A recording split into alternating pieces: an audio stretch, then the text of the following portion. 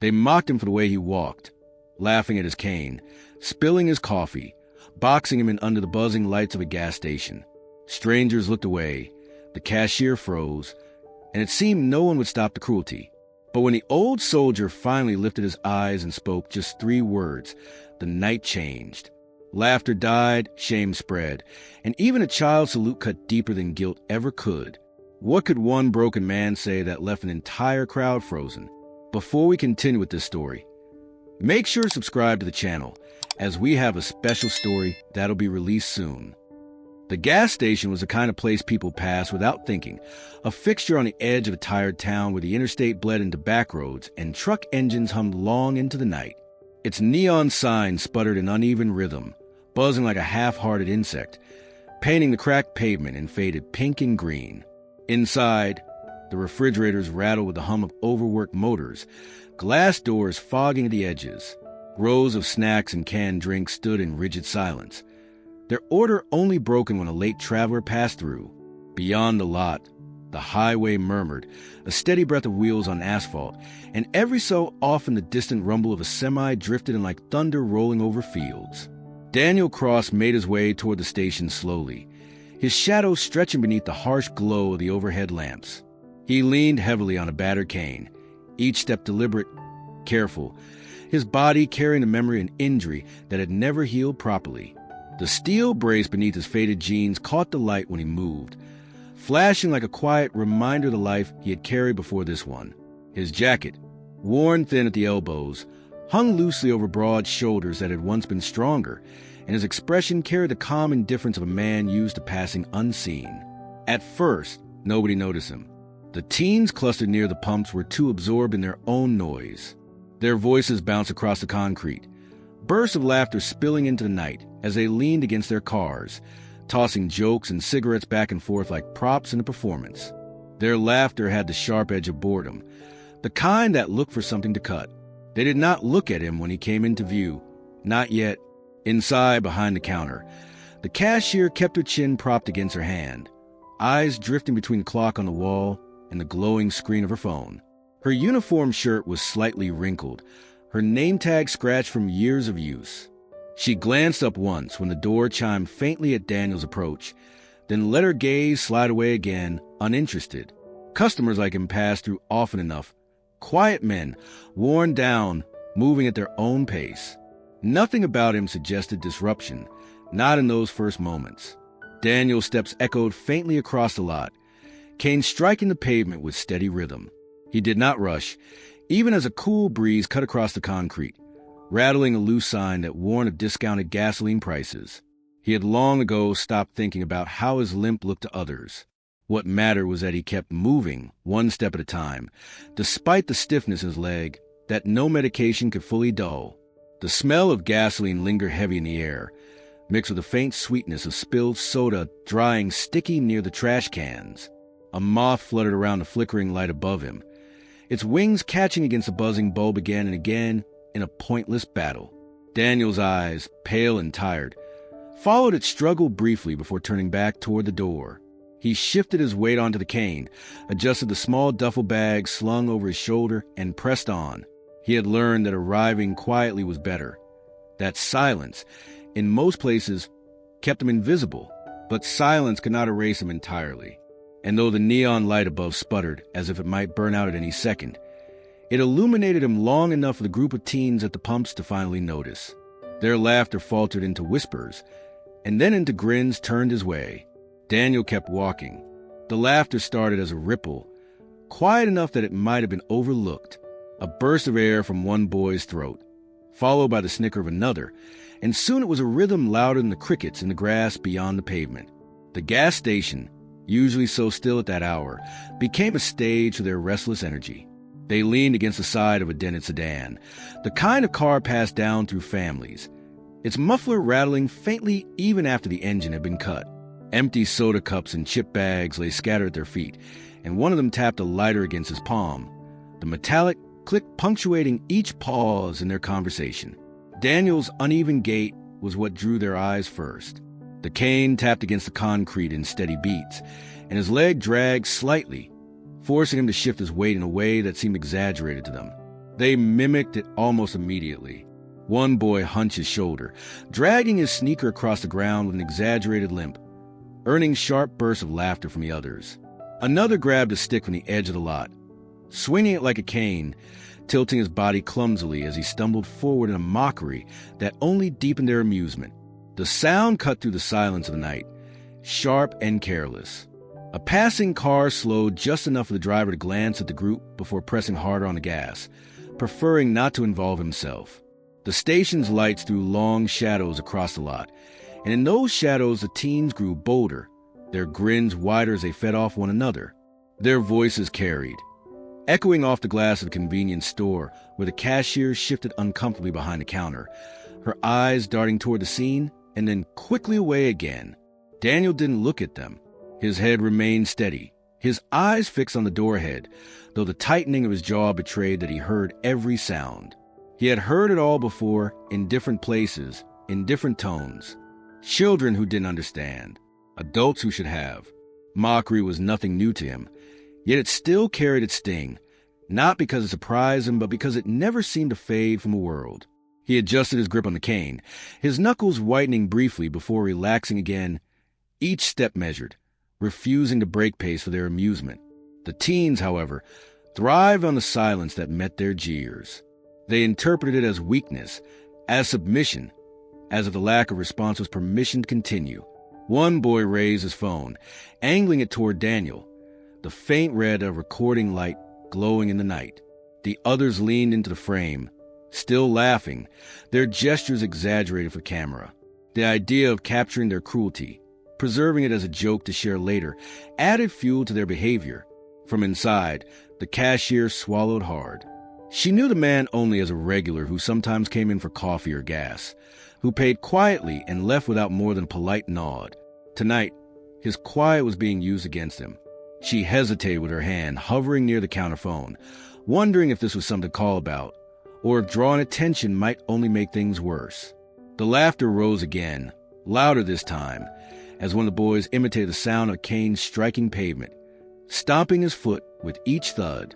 Another pretended to stumble, clutching his knee as though his leg had given out. The chorus of cruel entertainment carried into the night until the hum of the highway seemed to vanish beneath it. Daniel reached the base of the door, the glass reflecting both his steady figure and the distorted shadows of the boys behind him. He paused only long enough to steady himself before reaching for the handle. The whispers did not stop. They only sharpened, every chuckle another reminder that some cruelty was practiced not out of hatred, but out of thoughtless emptiness. And though he entered the store without a word, their laughter clung to him like smoke, refusing to fade. Maya had worked the night shift long enough to know that trouble often arrived quietly. It slipped in between the steady rhythm of the refrigerators and the hum of the fluorescent lights, breaking the monotony in ways that made her stomach knot. Most nights were dull, long hours of scanning cigarettes, restocking candy bars, and watching headlights roll across the lot before disappearing into the darkness again. But when a group of teens came in earlier that evening, laughing too loud, shoving one another toward the snack aisle, she had recognized the edge in their voices. It was the same edge she had heard in others before, the restless kind that looked for an outlet, for someone weaker to bear the weight of their boredom. Now, from behind the counter, she could hear them outside, their voices carried to the glass, muffled but unmistakable, each burst of laughter sharp enough to pierce the hum of the store. She didn't need to look to know what had caught their attention. The man with the cane. She had seen him before. He came in often, usually late at night, always quiet, always polite. His limp was obvious, his body stiff with old pain, and yet he moved with a kind of deliberate patience that drew no attention until others made it their business. Tonight, the wrong people had noticed. Her eyes flicked to the door, then back to the register. She tapped her finger against the counter, the steady beat betraying her nerves. A part of her wanted to step out, to tell them to stop, to remind them that this was a gas station, not their personal stage. But another voice whispered back, warning her that speaking up could make things spiral. She had dealt with teens like them before. One word against them, and suddenly you became their new target. She wasn't sure she could handle being caught between their anger and the man's silence. Maya thought about calling the manager, but he never answered at this hour. She considered the police, but she knew by the time anyone showed up the moment would be over, leaving only awkward explanations and, possibly, retaliation from the boys who would know exactly who had made the call. Her thumb brushed across the register keys, pretending to busy herself with inventory, but her ears remained fixed on the voices outside. Through the glass, she caught glimpses of movement, the boys gesturing wildly, one of them limping in a mocking rhythm, the others bending over in laughter. Her chest tightened. She wanted to shout at them, to tell them that this wasn't funny, that cruelty wasn't entertainment. But the words stuck in her throat. What if they turned their cruelty on her? What if they decided to come inside, to push boundaries in a space where she had nowhere to retreat? Daniel, on the other hand, kept walking. She noticed that about him. He didn't stop to glare at them or argue. He didn't quicken his pace or falter beyond what his limp already demanded. He simply moved toward the store, steady and calm, as if their noise was just another background sound. There was strength in that, Maya thought, though she doubted the boys would ever see it. Her reflection in the counter glass showed her biting her lip, uncertainty written across her features. She wanted to believe that staying quiet was a safer choice, that ignoring would keep the situation from escalating. Yet a deeper part of her felt complicit, as though silence was no different from siding with them. She wrestled with that thought as Daniel reached the door, the jingling chime cutting through the night. He entered without a glance back at his tormentors. The boys' laughter echoed faintly behind him, but the store seemed to swallow it in the instant he crossed the threshold. He paused only long enough to adjust his cane before moving toward the coffee station. Maya's eyes followed him, her heart heavy with the knowledge that she had done nothing. She told herself it wasn't her fight, that she couldn't risk her job for a stranger, that speaking out might only make things worse.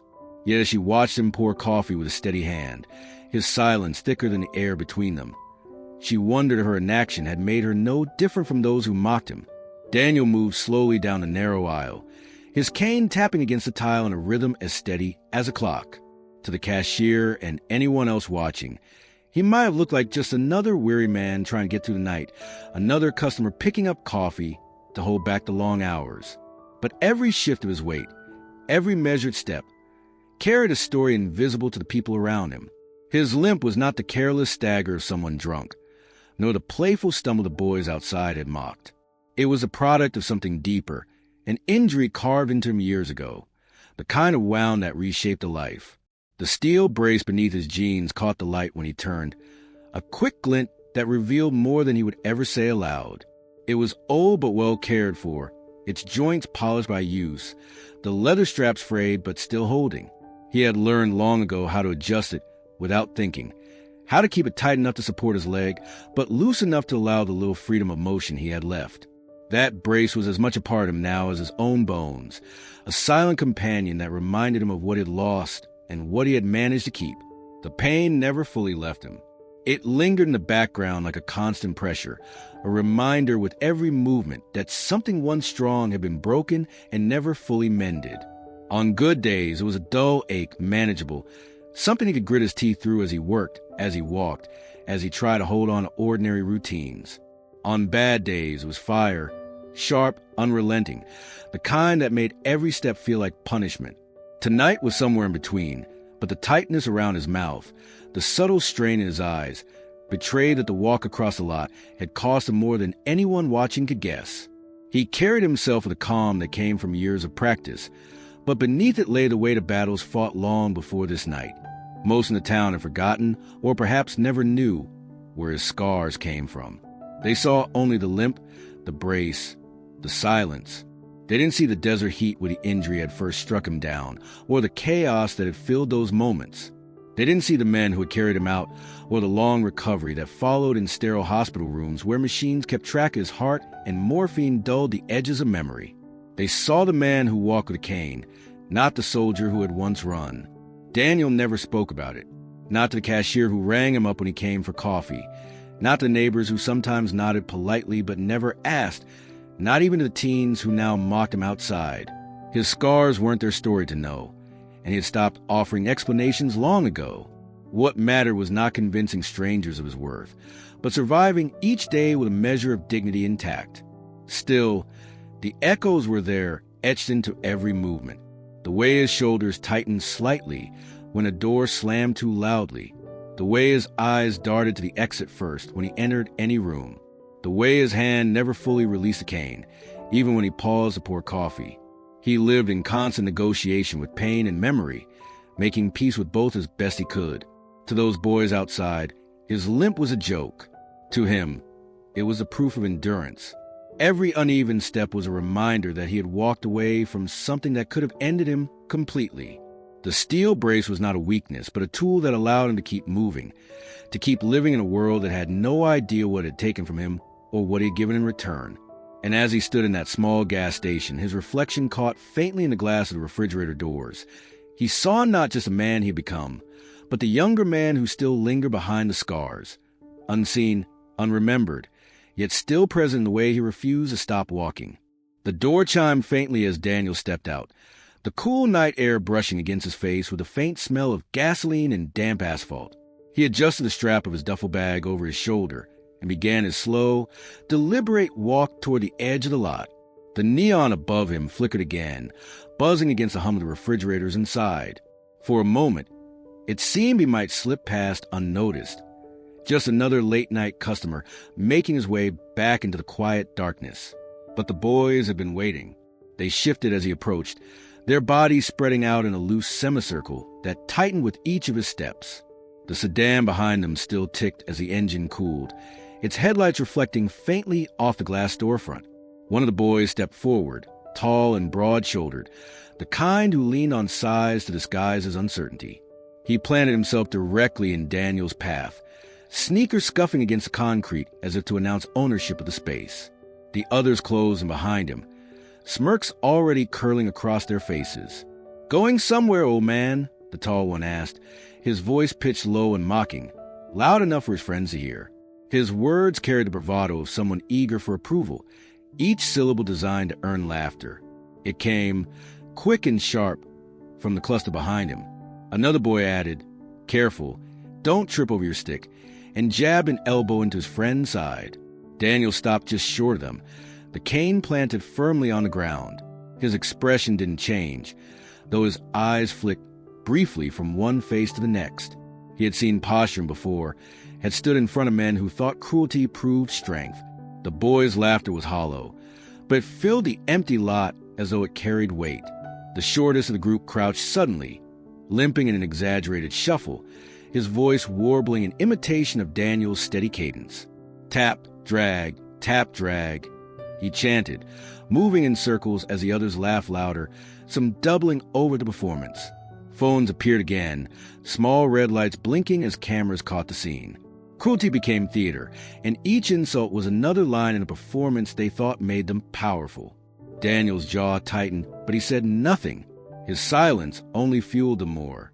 "What's the matter? Cat got your tongue?" another sneered, his grin stretched wide with the thrill of testing boundaries. He leaned close enough that Daniel could smell the mix of cigarettes and cheap energy drinks on his breath. "Say something. Anything. Or maybe you're too broken to bother." The circle closed tighter, their sneakers scraping against the pavement, their shadows weaving together under the buzzing lights. Daniel shifted his weight, steadying himself as he adjusted his grip on the cane. His silence wasn't weakness, but the boys didn't understand that.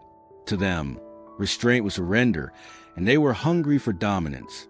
Each crude remark that followed was sharper, uglier, daring each other to go further, as if the cruelty itself was a contest to be won. Behind the counter, through the glass, Maya froze with her hand hovering again near the phone. She could see the tension building outside, the way the boys leaned closer, their laughter carrying in bursts that made her stomach twist. She knew the man couldn't step forward without forcing contact, and the boys knew it too. That was the point, to make him stop, to remind him that he was at their mercy, to prove that their laughter had power. Daniel did not flinch. He stood steady, shoulders squared, eyes calm in a way that unsettled them even as they tried to provoke.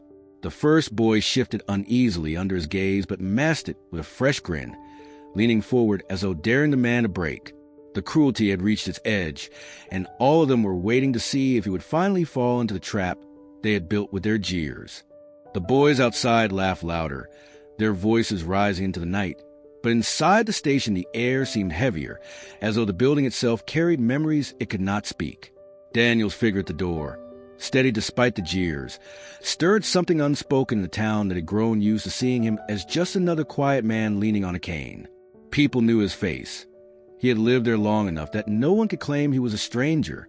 Yet for all the years he had moved among them, his story remained pieced together only in fragments, scattered across the whispers of community too distracted or too indifferent to assemble the truth. Some remembered him from long ago, a young man once strong, shoulders broad, stride confident, before life bent him into silence. They recalled the day he left town, a duffel bag over his shoulder, uniform pressed, eyes set on a horizon far beyond the boundaries of their gas stations and back roads. For a while, letters had come back, or so people said. A neighbor swore she had seen his name in the local paper, tucked into the list of those deployed overseas. But those details blurred with time, replaced with speculation. Was it Iraq? Afghanistan? No one could say for certain. Others carried different fragments. They spoke of the day he returned, thinner, paler, leaning heavily on a crutch, his face shadowed in ways that words could not capture. They remembered the town parade that year, where flags lined the main street and children waved as soldiers were thanked. But Daniel was not among those riding in uniformed trucks. Instead, he came home quietly, slipping back into town without ceremony. He carried scars that did not fit neatly into speeches, and so, slowly, the town's recognition of him faded. Over time, rumors filled the silence he left unspoken. Some said his injury had come from an accident, a mistake that left him broken. Others insisted he had been heroic, that he had saved lives, but refused to tell the story. A few whispered that he couldn't face talking about what had happened at all. Without answers, people drew their own conclusions. His limp became the only truth they could point to, and even that was reduced to an afterthought. One detail among many in a town that never held on to stories for long. The teens outside didn't know any of it. To them, he was just a man with a cane, someone whose silence made him an easy target.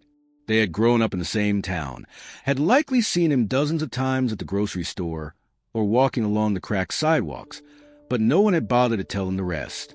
They knew nothing of the deserts he had crossed, the heat that had burned into his skin, the sound of explosions that had changed his body forever. All they saw was a limp, and all they chose to hear was the hollow rhythm of his cane. Inside the gas station, Maya knew only slightly more. She had once heard her uncle mention Daniel's name during a 4th of July cookout, something about the cross boy who came back different. Another time, a customer had spoken in hushed tones, saying Daniel had been decorated for something that no one ever explained. But those were half-truths, scraps tossed around without context. No one sat down to tell her, or anyone else, the story that mattered. So Daniel moved through his days as a man half-remembered, his past a blur of rumor and fading recognition. The town had forgotten not because it never knew, but because remembering required effort, and effort required care. And on nights like this one, when cruelty echoed louder than truth, it was easy to look away than to ask who he really was. Outside, the boys' laughter rang sharp against the gas station walls, untempered by knowledge or respect. They mocked what they could see, but had no idea what they were really standing in front of. Daniel's silence carried more history than their words ever could, yet remained buried under years of indifference. In the end, the town had forgotten, and so the truth of who he was waited in the quiet, hidden in plain sight, until the night he finally chose to speak. The night air carried the sharp tang of gasoline and the faint sweetness of spilled soda that clung to the pavement near the pumps. Daniel stepped forward, the weight of his cane clicking steadily against the concrete. In his other hand, he carried a simple foam cup, steam curling faintly from a black coffee inside. It was a ritual he never broke, one of the few small comforts that steadied him on nights when his body ached more than usual. The boys had shifted as he approached, their loose circle tightening, laughter dropping into smirks, eyes gleaming with the thrill of testing him. He had seen that look before, young faces emboldened by numbers, each trying to outdo the other with cruelty dressed up as bravado. One of them stepped forward, too casually, with a grin that was all teeth. He was tall, broad in the shoulders, his sneakers scuffed from years of careless wear. He pretended not to see Daniel as he swung his arm outward in a mock stretch, brushing deliberately against him. The contact was light, but it was enough. The cup slipped from Daniel's grasp before he could tighten his hold. It hit the ground with a dull thud, the lid popping free. Hot coffee spread quickly across the pavement, seeping into cracks that spidered to the concrete like veins. The dark liquid glistened under the harsh fluorescent lights, reflecting the neon glow in a shimmering pool that looked almost black in the night. For a moment, there was silence, the sound of liquid dripping from the rim of the cup filling the air with a strangely final rhythm. The boy stepped back, his hands raised in a mock apology, laughter already tugging at the edges of his voice. "My bad, old man," he said, though his tone carried no trace of regret. The others erupted, their laughter sharp and cruel, bouncing across the lot. One pointed at the spreading coffee, doubling over as though the sight itself was comedy. Another clapped the boy on the back, praising him for the accident. Daniel stared at the ground, his expression unreadable. The coffee seeped farther, dark tendrils finding the deepest cracks in the worn pavement, vanishing into the scars of the lot much the way his own pain had sunk into the scars of his body. His hand tightened slightly on the cane, knuckles pale under the buzzing light, but his face remained calm. He had lost more than cups of coffee in his life. He had lost blood, brothers, years he could never reclaim. This was nothing in comparison, yet the deliberate cruelty cut deep in its own way. The boy who had bumped him leaned closer, smirking, eager to provoke more. "Clumsy, huh? You sure you could even hold a cup anymore?" His friends roared at that, some nudging each other, their sneakers scuffing against the pavement as they jostled to stay close to the spectacle. Their laughter drowned out the hum of the highway, replaced the quiet of the town with a noise that seemed to press down on everything. Through the window, Maya watched, her stomach tightening as she saw the dark pool of coffee spreading wider beneath Daniel's feet. She could almost feel the sting of humiliation radiating from the scene, though he gave no outward sign of it. His shoulders remained straight, his eyes forward, as if he refused to acknowledge that the act had even happened. But she could see the cruelty in the way the boys smiled, and the weight of her own silence pressed heavier on her chest. Daniel finally bent down with slow precision, retrieving the empty cup. The hot liquid had already slipped away, leaving only stains across the cracked concrete. He straightened again, steadying himself with the cane, his movements measured and deliberate. He did not look at the boy who had bumped him. He did not respond to the laughter. His silence hung in the air, heavier than words, as though he knew that giving them nothing was more unsettling than any reply could have been.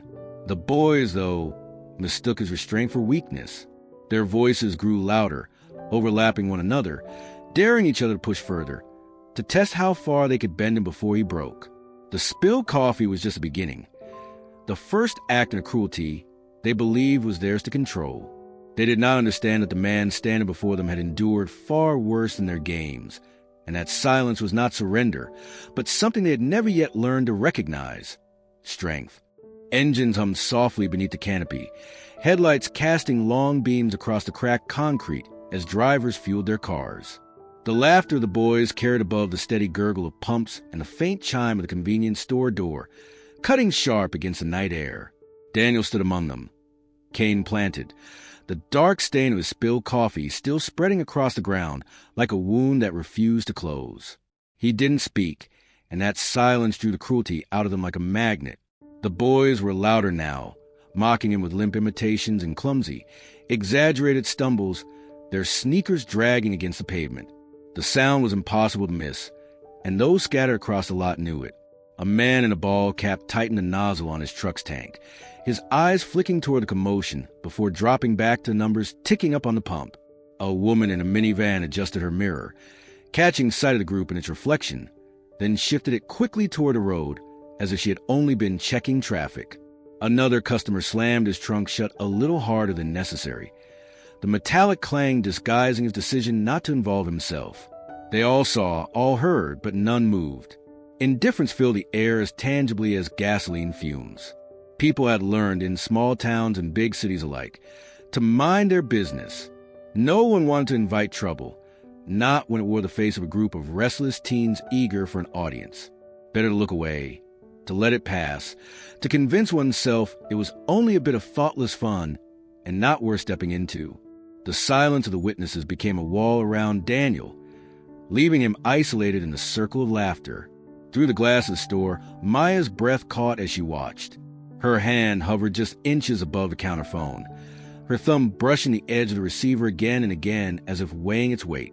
She thought of dialing, of letting the police handle it, of summoning some authority to break apart the scene outside. Yet hesitation locked her in place. She imagined the boys storming in after realizing she had called, their anger spilling into the store, directed at her. She imagined explaining to her manager why the police had been called when no one had yet been harmed, the reprimand that might follow, the question of whether it was worth the trouble. Her chest tightened with the knowledge that she was watching cruelty unfold and doing nothing. She told herself she was powerless, that it wasn't her job to stop them, that she was just a cashier working the night shift. But deep down, she knew her silence made her part of the background, no different from the drivers who filled their tanks and kept their eyes lowered. She glanced at Daniel, noting the way he stood calm despite the boys' jeers, his grip steady on the cane, his face composed as though he had practiced this kind of endurance his entire life. The boys didn't notice the onlookers. Their world had shrunk to man before them, his stillness a challenge they were desperate to break. One boy waved his arms broadly, drawing out more laughter, while another crouched low, stomping his foot in rhythm to mimic the sound of a cane hitting pavement. They cheered each other on, their voices echoing across the lot, confident in the safety of numbers and the silence of the crowd. Daniel did not meet their eyes. He didn't plead for help or ask the strangers nearby to intervene. His calmness, though misread as weakness, held a weight none of them understood. He knew what the others in the lot knew too, that no one would step in. He had seen that same turning away in countless places, learned long ago that people often chose comfort over courage. The night stretched heavy with each second, the gas pumps clicking as tanks filled, the glow of headlights sweeping across pavement, the smell of coffee and gasoline mixing in the air. Yet no one moved, no one raised a voice. And so the boys laughed louder, bolder, certain their cruelty was untouchable. The only sound that pushed back against them was the steady click of Daniel's cane as he shifted slightly, planting it firm against the ground, preparing to stand through yet another storm of indifference. The laughter had reached a fevered pitch when one of the boys broke from the group with a sudden lunge. His hand shot out, quick and careless, and before Daniel could react, the cane was pulled from his grasp. The boy stepped back triumphantly, holding it aloft as though he had just captured some kind of prize. For a moment the night seemed to still. Then the others erupted again, their laughter cutting across the gas station lot like jagged glass. The boy twirled the cane clumsily between his fingers, almost dropping it in his eagerness to show off. He balanced it on the palm of his hand, tossed it lightly in the air, then caught it with exaggerated flair. "What's this?" he called, his voice loud enough to draw attention from anyone within earshot. "You need this to walk? Or is it just for show?" His friends roared at the joke, their voices bouncing off the walls of the convenience store, their grins wide and shameless.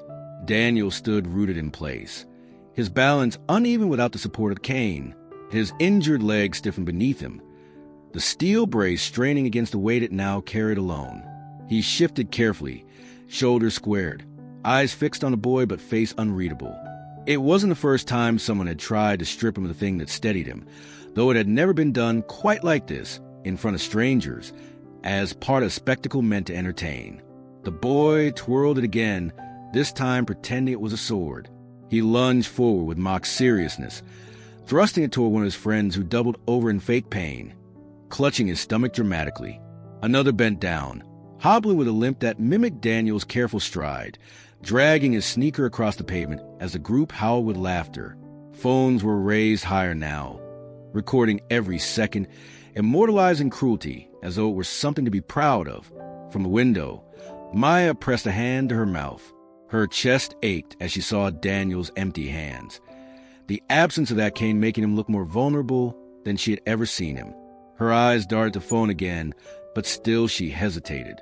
She could already hear her manager's voice in her head. "You should have kept out of it. It's not your job."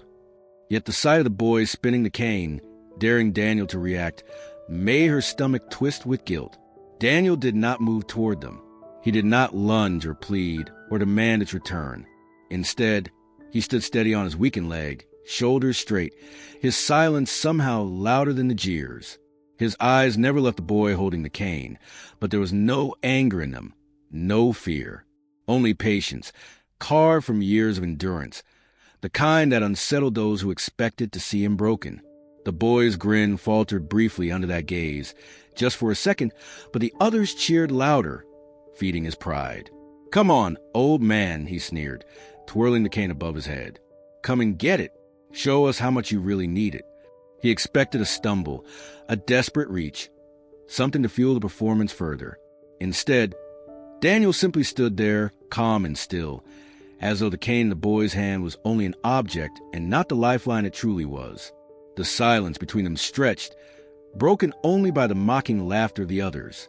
Yet beneath it, there was a shift, small, almost imperceptible. Daniel's refusal to play their game left the boy holding more than a cane. He held a challenge he did not understand, and the weight of it pressed heavier with each second that Daniel's steady gaze refused to waver. Without the cane, every step became an act of defiance against the body that had betrayed him years ago. Daniel shifted his weight, careful, deliberate, but the uneven surface of the lot worked against him. His brace caught on a crack in the concrete, and his leg faltered. For a moment his balance wavered, his body pitching forward in a way that made the boys erupt with renewed laughter. The sound was vicious, cutting through the night as if it had been waiting for this precise moment, as if his stumble had been the punchline to their entire performance. He caught himself before he fell. His good leg braced hard against the ground.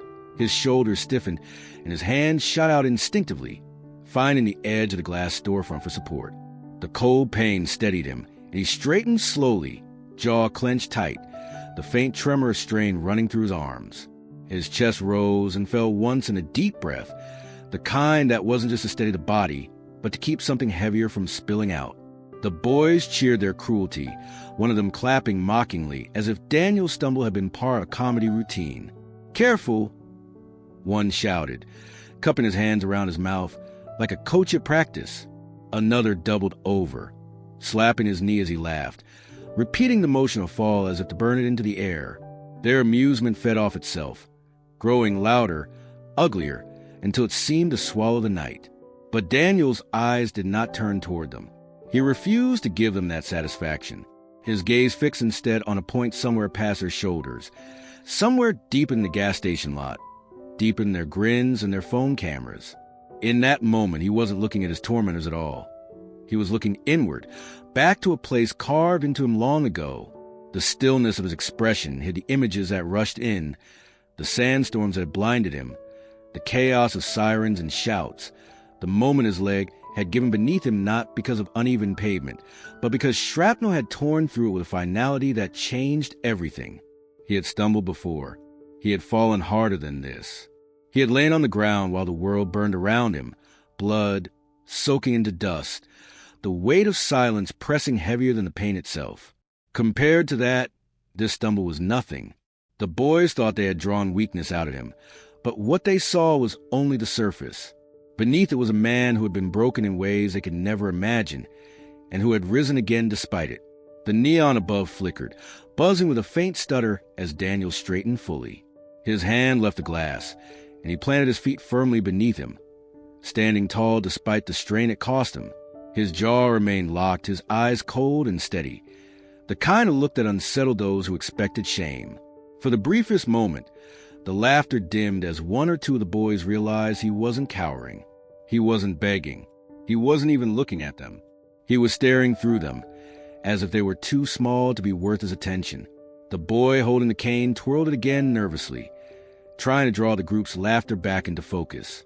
He spun it once more and said something crude, but his voice cracked faintly under the weight of Daniel's silence. The others picked up the noise quickly, eager to drown out the unease that had crept in. Daniel remained steady, his hands empty, his body aching from the strain of balance, but his presence filling the space in a way no stumble could diminish. His silence pressed heavier than their noise, and though they didn't yet realize it, the balance of power had shifted, not because he had fought back, but because he hadn't fallen. Their laughter rose until it seemed to wrap around the gas station itself, a sound too loud for the emptiness of the night. It bounced off the glass storefront, echoed against the metal canopy, carried across the cracked asphalt like a warning no one wanted to heed. The boys had found their rhythm, each insult building on the last, their voices overlapping in a contest of cruelty.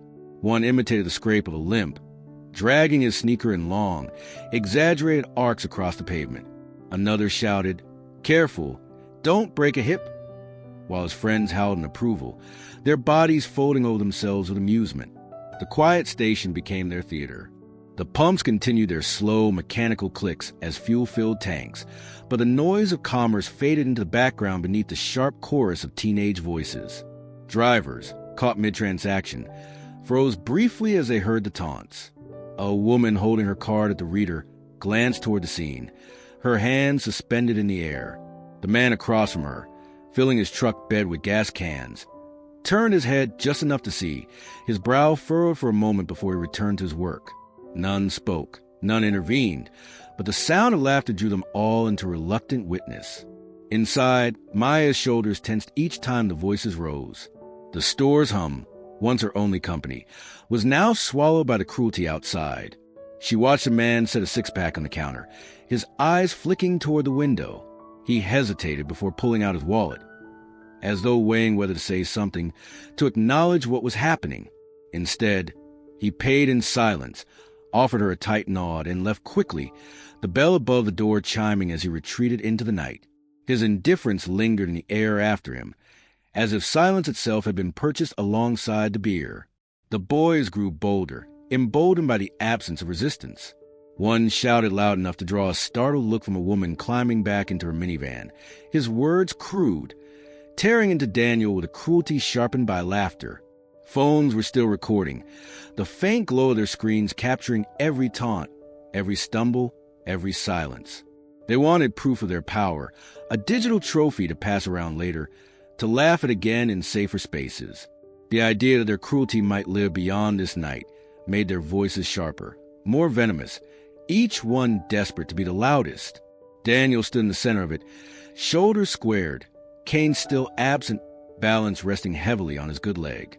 His face gave them nothing, but his silence was a presence of its own, an answer to every jeer.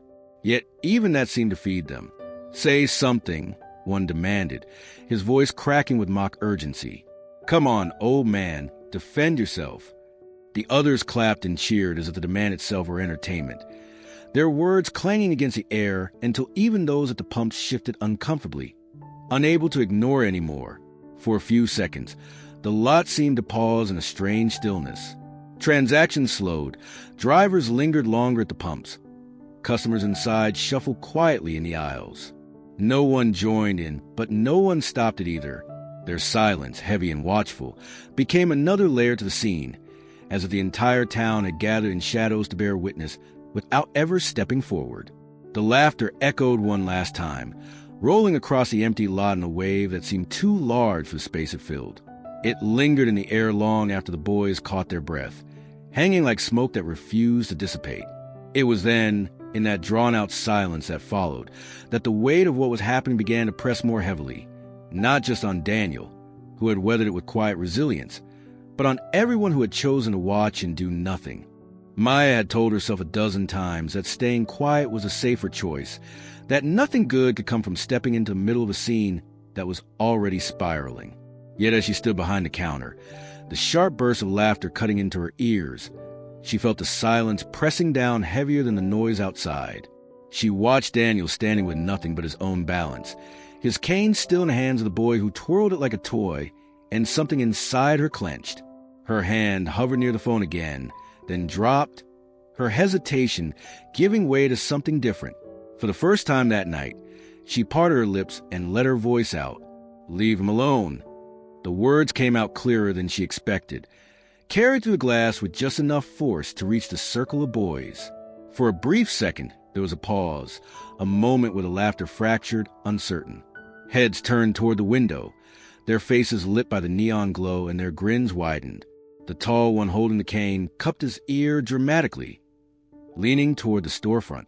"What was that?" he called, feigning confusion. Did you hear something?"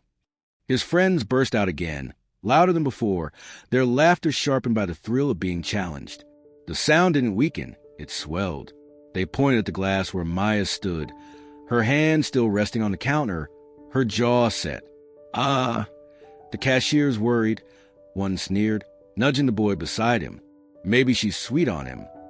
Another pressed his face closer to the glass, smearing it with a faint outline of his breath as he mouthed her words back at her in a mocking tone.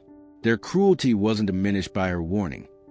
It had only been given new material. Maya felt her cheeks flush hot, but she didn't back away. She wanted to shout again, louder this time, to tell them they weren't as strong as they thought, to remind them that there were people watching. But as her eyes darted across the lot, she saw the same thing that Daniel surely already knew. The others had no intention of stepping forward. Drivers at the pumps kept their heads low, one fiddling with a nozzle as though the task required his entire concentration. A woman in the minivan now had her radio blaring, pretending the noise drowned out the shouts just a few feet away. Even the man in the truck bed, who had glanced over earlier, now stood with his back turned, jaw clenched, determined to ignore. Her voice had broken the silence, but it had not broken the pattern. The boys fed on the indifference of the crowd, and her lone protest became fuel. The more she spoke, the more they laughed, emboldened by the knowledge that no one else would echo her words. They sensed what every bully senses when tested, that one voice is easy to drown, easy to mock, easy to twist into another reason to keep going. Daniel did not look at her. He did not need to. His eyes remained fixed, his body steady despite the absence of his cane, as though he had expected her warning to fall flat. It wasn't resignation, it was recognition. He had lived long enough to know that most people, even when they tried, could not shift the weight of cruelty once it gathered momentum. Maya felt it too, the sting of futility. Her words hung in the air like smoke, quickly dispersed by the stronger wind of laughter. She bit the inside of her cheek, furious at herself for not shouting louder, for not walking out the door, for not being braver. But fear held her in place, the knowledge that if she pressed harder, she might be the next target. The boys returned to Daniel with renewed energy, their taunts louder, sharper, bouncing off the walls of the quiet station until they seemed to vibrate in Maya's chest. Her warning had not been enough to stop them. It had only reminded them how alone he was, how much the silence of the crowd worked in their favor. And as the laughter swelled again, cruel and unrestrained, she lowered her hand from the counter and told herself the lie everyone else had already chosen. There was nothing more she could do. The boys expected him to snap. They had pushed and prodded, circling him like jackals, their voices sharp with mockery. They had taken his cane, spilled his coffee, mimicked his every movement. They had dared him to react, to shout, to stumble into a fight they thought they could win easily. It was a natural rhythm of their cruelty. Bait the weaker man until he cracked, then laugh louder when he broke. Yet Daniel did not break. He stood there, shoulders squared, back straight despite the pain, and refusing the one thing they wanted most. His silence was deliberate, each breath measured as though he had counted them before. He didn't return their insults, didn't tell them to stop, didn't try to shove his way free. He gave them nothing but calm, and in that calm there was something heavy that pressed harder against the group than anger ever could. The boys laughed louder to cover it, but the laughter no longer rang with the same careless ease. It had become shrill at the edges, forced, as if they needed the noise to fill the unsettling quiet that Daniel carried with him. The boy holding the cane thrust it forward like a weapon, trying to draw Daniel's attention. "Say something," he barked, his voice cracking with the weight of his own demand. But Daniel's eyes never left her steady gaze, his jaw tight, his expression unmoved. He had seen boys like this before, though in other places, in other times, where the consequences of cruelty were far greater than a taunt in a parking lot. He had learned long ago that anger-fed bullies gave him the satisfaction of knowing they had struck a nerve. Calmness, on the other hand, denied them their victory. Those standing by felt it too. Drivers at the pumps paused again, their eyes sliding toward the scene with unease. The laughter of the boys echoed across the lot, but it clashed with the stillness of the man at its center. Daniel did not look humiliated, though his balance wavered. He did not look weak, though his leg trembled beneath the strain. He looked resolute, anchored to something deeper than the moment, and that unsettled the crowd more than if he had shouted or swung his fist. Maya watched from the window, her heart hammering against her ribs. She could see what the boys could not, or perhaps what they refused to admit. His silence wasn't surrender. It was strength, the kind of strength that doesn't need an audience to prove itself. She saw the faint furrow in the brow of the boy with the cane, the way his fingers twitched nervously around the wood, as if he had expected resistance and was unnerved by the lack of it. The quiet stretched longer, broken only by the buzzing of the neon and the occasional car rolling by on the highway.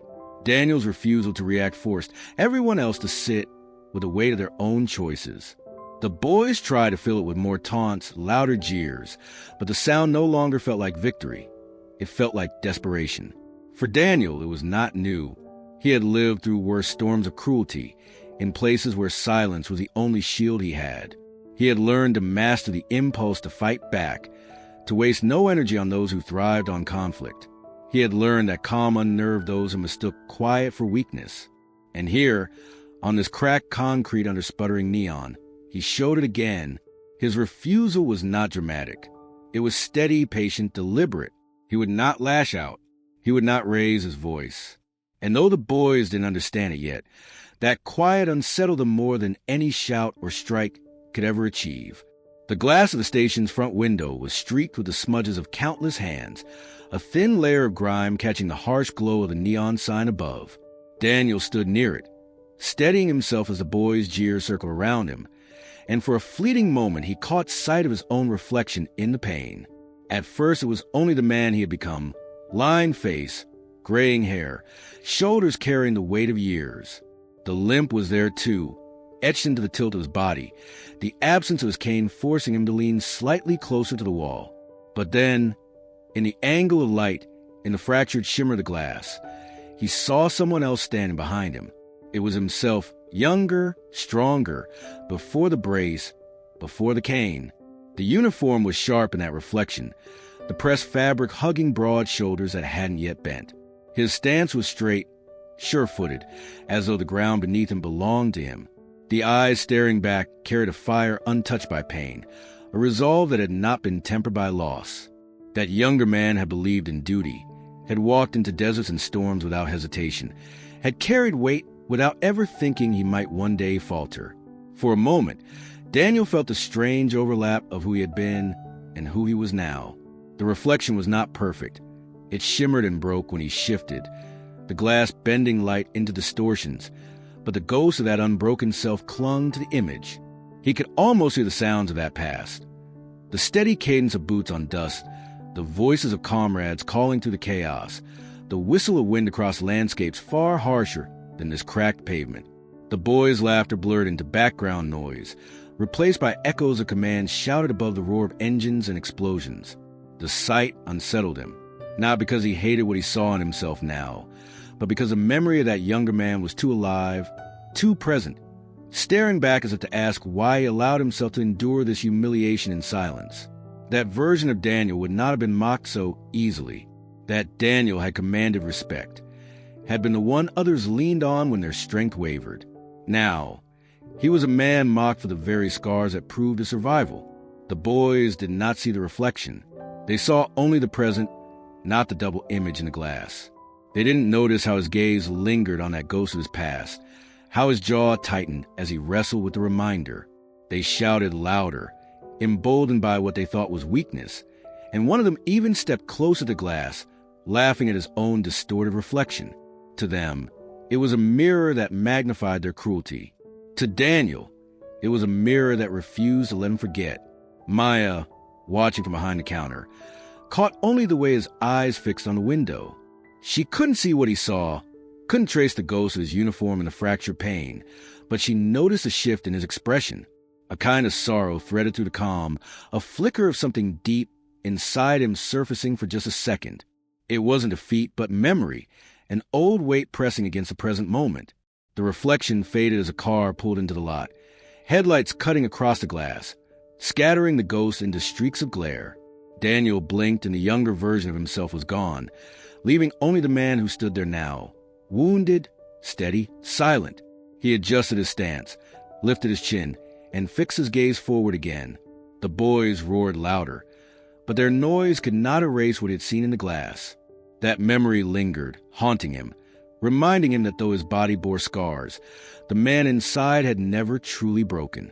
The gas station lot had become a theater of noise, every laugh from the teenagers cracking against the night like firecrackers. Cars came and went, drivers glancing briefly at the commotion before deciding it wasn't their concern. Yet in the back seat of a silver sedan idling near one of the pumps, a young boy pressed his face close to the window, his breath fogging a small circle on the glass. His wide eyes followed every movement, every cruel gesture, as though he couldn't look away even if he tried. He was no older than 10. Skinny shoulders hunched inside a striped hoodie, his seatbelt cutting across his chest. His small hands curled into fists on his lap. Though not from anger, he didn't quite understand what he was feeling. It was a mix of fear, unease, and something else he couldn't yet name, something that came from watching one person stand silent against so many. The voices of the boys outside carried into the car even with the windows rolled up, their mockery so loud it rattled in his chest. In the front seat, his parents shifted uncomfortably. His father kept his eyes on the glowing numbers of the pump, watching the gallons tick upward as if the simple math of it required all his focus. His mother scrolled absently through her phone, her lips pressed in, her posture stiff. They both heard. They both knew. But like the others in the lot, they made the choice to act as though they did not. The boy in the back seat noticed the silence, and it made the weight in his stomach heavier.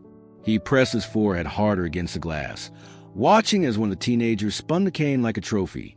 His eyes darted back to Daniel, noting the way the man stood without it, his shoulders firm, his face calm, though his body trembled faintly with the effort of balance.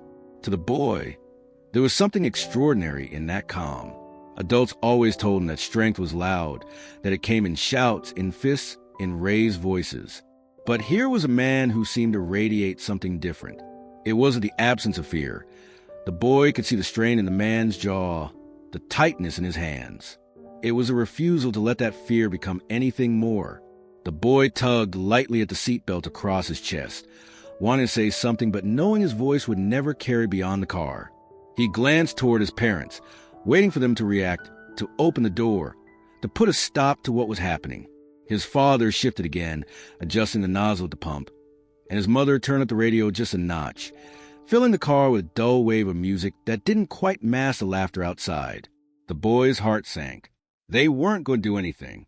Still, he couldn't look away. He studied Daniel as though trying to memorize him. The way he stood tall even without support, the way his silence seemed to fill the space more powerfully than the laughter did. The boy didn't know who Daniel was, didn't know the years of pain behind the limp or the battles hidden in his scars. But he knew, instinctively, that what he was seeing mattered, that there was something here worth remembering, even if the adults around him chose not to see it. The boy's fists loosened slowly. He leaned closer, his breath fogging the window again, and for the briefest moment, Daniel's eyes flicked in his direction. They didn't linger, but that fleeting glance was enough to send a shiver down the boy's spine. It was as though Daniel knew he was being watched, knew that someone in the crowd of indifference was truly seeing him. And for the boy, that was enough to make him sit taller, to believe that even if he couldn't act now, he might remember this moment for the rest of his life. The laughter outside roared louder again, but in the back seat of that car, a quiet witness had taken in the truth of what was happening, a truth his parents pretended not to see. The circle had closed in so tightly that Daniel could feel their breath against his face, their sneakers scraping the pavement just inches from his boots. The cane still swung idly in one boy's hand, twirled like a bat in between bursts of laughter, but now the game shifted. Their taunts no longer focused only on his limp or his stumble. They wanted more. They wanted him to break his silence. "Say something," the tallest boy demanded, his voice loud enough to echo beneath the metal canopy overhead. He grinned as he spoke, every word exaggerated, as if he were already performing for the invisible audience that would later watch the recording. His phone was raised, the camera angled toward Daniel's face, capturing every line of his calm expression. "Come on, old man, say anything." The others joined in, voices overlapping in a chorus of mockery. "What's the matter?" "Lost your voice?" one shouted, holding his phone close to his chest as it recorded. Another leaned forward, his grin crooked, adding, "Bet he can't even string a sentence together." The group erupted in fresh laughter, their words daring one another to escalate. Each insult a contest of who could hit hardest. Daniel stood rooted, unmoving, his shoulders squared against the wall of noise. He felt the familiar pressure rising in his chest, the memory of battlefields where orders were barked above chaos, where silence could mean survival. This moment was nothing compared to that. But the sensation was the same, a crowd demanding something from him, demanding he give them a piece of himself for their own amusement. They circled tighter. One boy crouched low, shoving his phone up toward Daniel's face, eager to capture flinch. "Come on, just one word. Give us something to work with." His laughter came out breathless, fueled by adrenaline and cruelty. Another pressed a cane against Daniel's chest lightly, almost daring him to push it away, the phone in his other hand already recording the reaction that never came. The gas station lot was no longer just a place of mockery. It had become a stage. Every boy with a phone understood that silence would not play well to the audience they imagined waiting on the other end of their screens. They needed sound, words, a reaction. They needed Daniel to give them something they could turn into a clip, to watch later and laugh over, to share with friends who hadn't been there. Say something. The demand rang out again, sharper this time. The boy's grin wide, but his eyes restless. He was trying to command Daniel, to pull from him the one thing he refused to give. Through the window, Maya's pulse quickened as she watched. She could see the phones pointed at him, the way their eyes gleamed with the thrill of spectacle. Her hand hovered near the counter again, but her throat was dry, her earlier words already dismissed by their laughter. The drivers at the pumps had slowed in their movements, their gazes flicking nervously toward the group, but none stepped closer. Everyone seemed to hold their breath, waiting to see if the man with the limp would finally snap. Daniel did not. His jaw tightened, but his eyes stayed level, steady, unbroken. He refused to give them what they wanted. Not his anger, not his fear, not even his words. His silence became its own answer, filling the space heavier than anything he might have spoken. And though the boys roared louder, demanding, daring, shouting into the night, their laughter carried the faintest edge of frustration, as if they were beginning to realize that the game they thought they controlled was slowly slipping from their grasp. The boys shifted their positions with the casual precision of predators that had finally scented blood. What began as a loose half-circle tightened with each step, until Daniel found his back brushing against the cold glass of the convenience store wall. The pane vibrated faintly each time someone leaned against it from inside, the hum of the refrigerators on the other side, a reminder that life continued even as he stood trapped in their ring. The neon sign above sputtered, buzzing steadily, its light flickering across their faces and casting long, jagged shadows that stretched across the cracked pavement. They moved with purpose now, no longer laughing from a distance, but pressing in until their sneakers scuffed only inches from the toes of his boots. The cane was still in one boy's hand, spinning lazily like a prize he had no intention of giving back.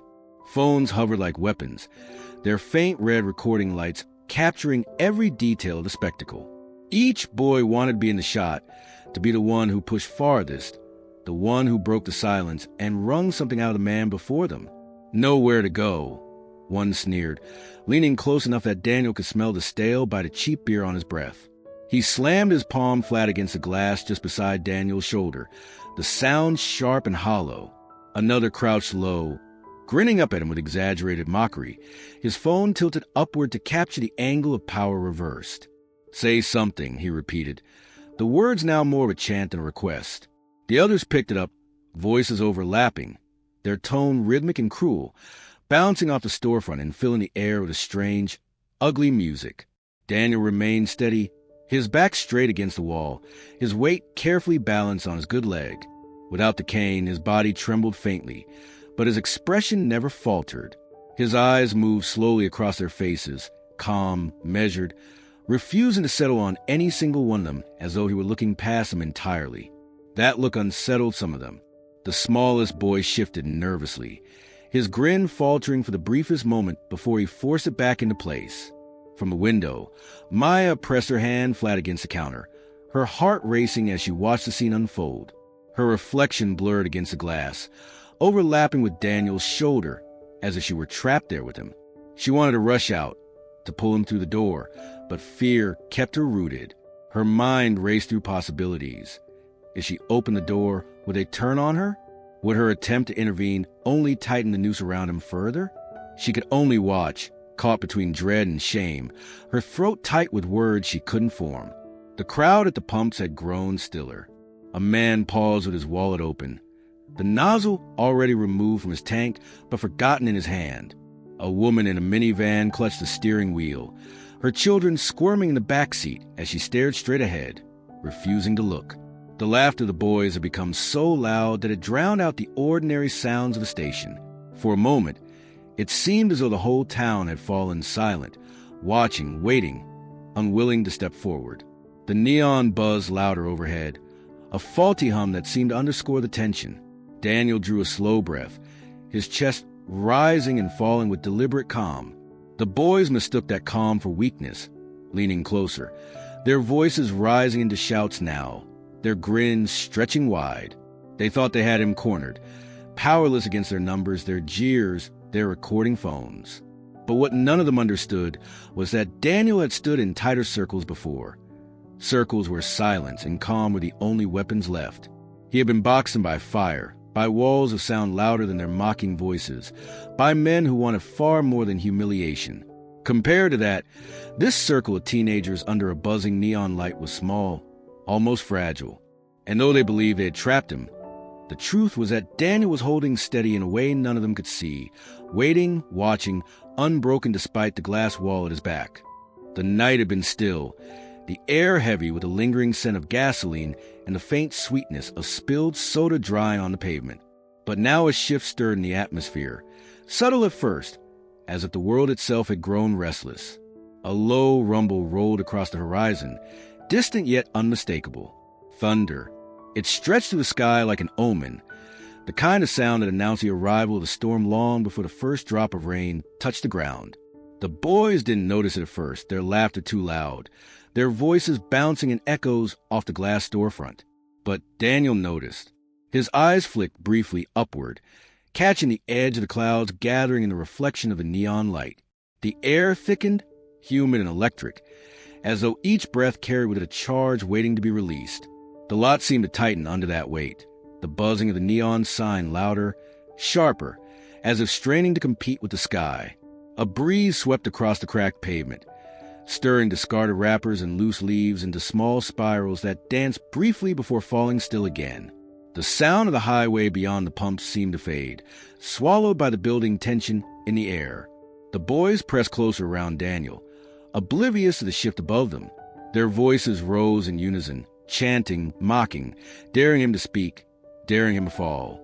Phones hovered higher, glowing faintly in the growing gloom. Yet even their noise couldn't mask the thunder's second warning. This time it was louder, closer, rolling with a steady insistence of something inevitable. A few drivers at the pumps glanced toward the sky, uneasy. A man hurried to screw the gas cap back onto his car, his eyes narrow at the clouds that now loomed heavy and dark, blotting out the stars. Inside the store, Maya felt it too. The glass trembled slightly with each rumble, the sound vibrating in her chest. She gripped the counter, her gaze darting between the tightening circle outside and the horizon, where faint flashes of light flickered. Her heart raced, not just because of the storm, but because of how perfectly it mirrored what was unfolding before her.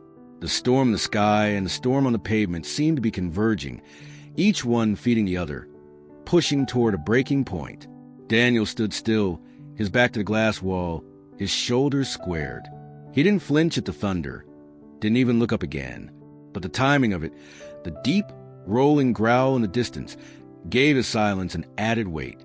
It was as if the world itself was answering the boys' cruelty, reminding them that noise could be drowned out, that power didn't always wear a grin or raise a voice.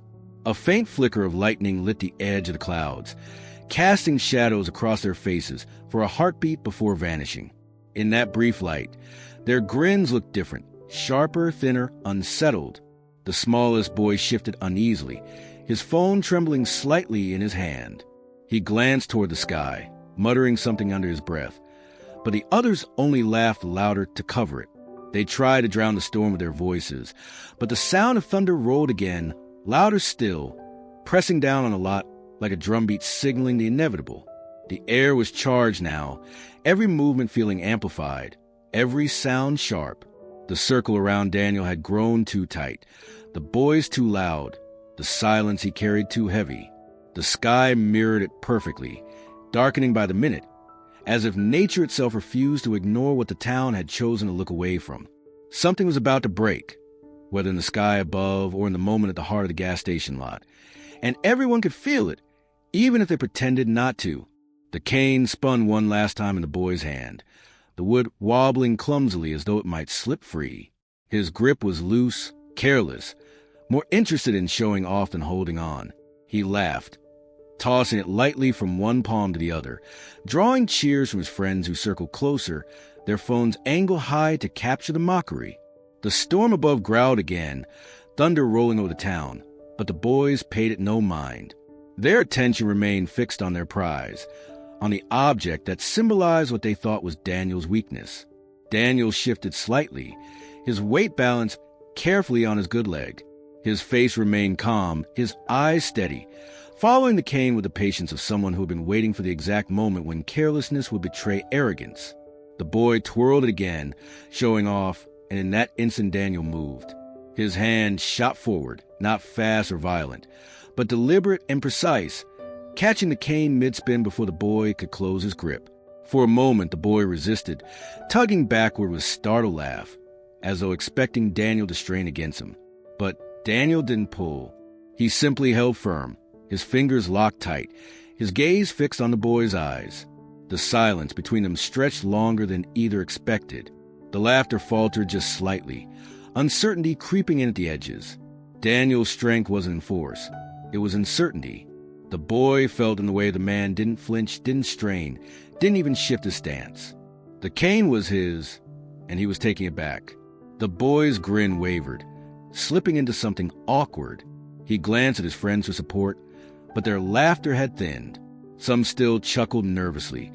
Phones pointed at the scene, but others fell quiet, uneasy at the calm authority settling over the man they had mocked. With one final tug, Daniel pulled the cane free. Not a jerk, not a snatch, but a measured, steady reclaiming, as though the wood had never belonged to anyone else. He planted it against the pavement with a sharp, resonant thud. The sound echoed louder than the boys' voices, louder even in the thunder above. It was a declaration in itself, a reminder that the cane was not a toy, not a prop, but an extension of the man who held it.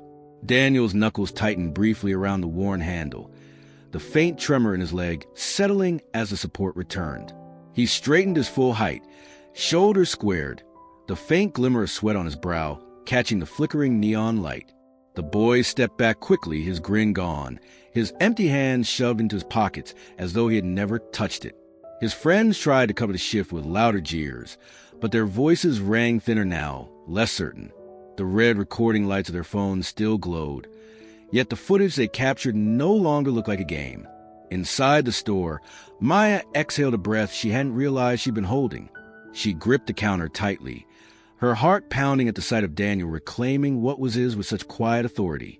No raised voice, no shove, no fight, just certainty. And it unsettled the boys far more than aggression would have. The storm rumbled closer, lightning flashing briefly on the horizon, illuminating the lot in a stark white glare. For a heartbeat, Daniel stood framed against a glass wall, cane planted, his figure solid, unbroken. The boys' circle wavered, their grins strained, their laughter brittle. The balance had shifted. They didn't see it fully yet, but they felt it. Something in the air had changed.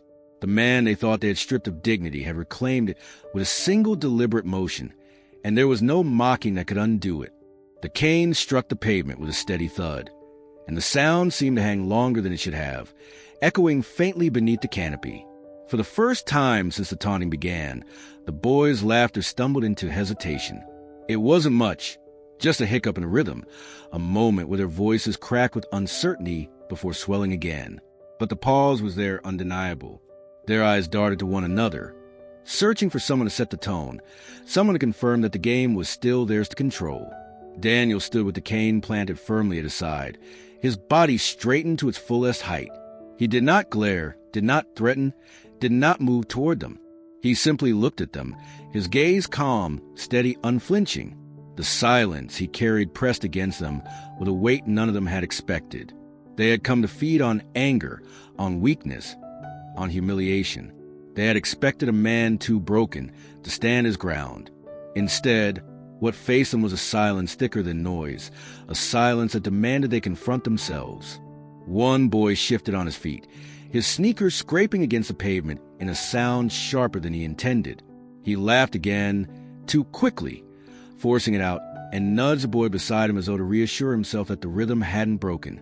"What's the matter?" he said, though his voice lacked the same sharp edge. "Cat got his tongue?"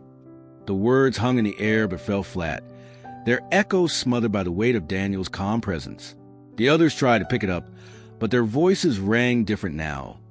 Less like victory, more like bravado stretched thin. Phones were still raised, glowing faintly in their hands, but even the act of recording seemed to carry less power in the moment. The silence that answered them wasn't the silence of weakness anymore. It was something else, something they couldn't name but felt in the tightening of their chests. The neon above buzzed, sputtering light across their faces. Its hum filled the gaps their laughter could not, a mechanical rhythm that emphasized just how strange the quiet had become. From the pumps, a driver looked over again, this time longer, his eyes narrowing as though he too sensed a shift. A woman paused with her credit card halfway to the slot, her gaze fixed on the circle of boys who now seemed smaller than they had moments before. Inside the store, Maya leaned forward, her hands pressed flat against the counter. She could see it clearly, the way Daniel's silence unsettled them more than shouting ever could. His refusal to rise to their bait stripped their cruelty of its fuel. She caught the flicker in the eyes of the boy holding his phone, the brief tremor of doubt that passed over his expression before he smirked again, trying to cover it. The storm above rumbled, another roll of thunder stretching across the sky. The boys flinched almost imperceptibly, their heads turning toward the sound before snapping back. For a fleeting moment, the storm seemed to side with Daniel, amplifying his silence, lending it a voice that did not need words. The pause lingered, stretching into something heavier than all their noise. The boys exchanged glances, each waiting for another to take the lead, to break the strange stillness that had settled over the lot.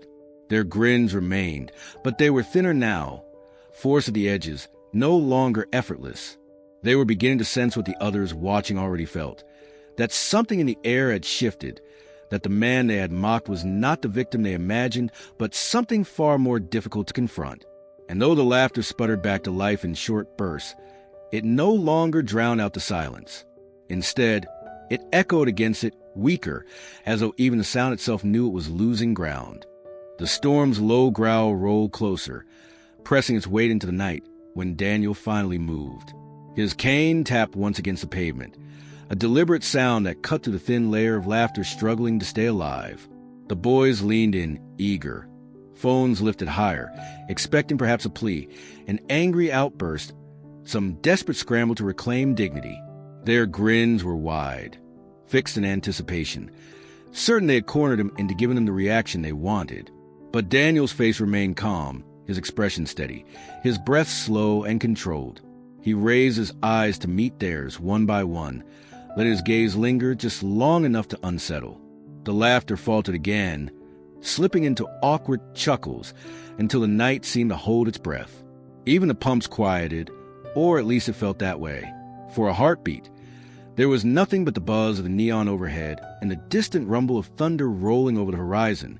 Then Daniel spoke. 3 words. They weren't shouted. They weren't rushed.